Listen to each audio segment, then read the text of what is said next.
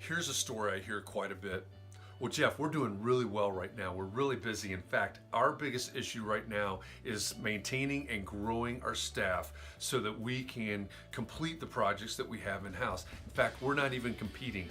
80% of our work comes from repeat clients and relationships. That's great. I understand that. Almost everybody tells me that. In fact, maybe you said something very similar to that.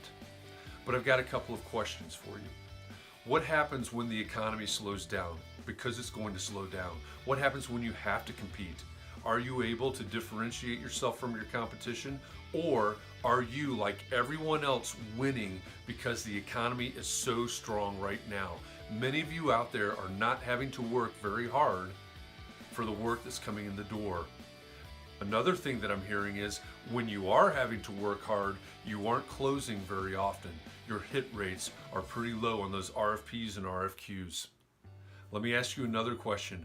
Those relationships, those 80% of your work that's coming from relationships, what happens when those relationships, the ones that are coming back to you, the ones that want to refer you to a new client, what happens when one of those relationships retires or moves on to a different organization?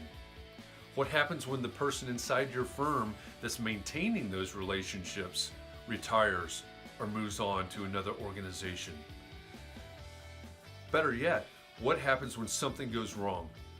Something happens, it's probably not even your fault. It's probably not even something that you have any sort of control over, but something goes wrong and it starts to erode those relationships. When the economy slows down and when those relationships start to be less fruitful than they have been over the past few years, what are you going to do then? Are you able to differentiate yourself? Are you able to do something to separate yourself from your competition? Or are you going to look the same, sound the same, and act the same as everyone else and slide towards commoditization and eventually irrelevance in your marketplace?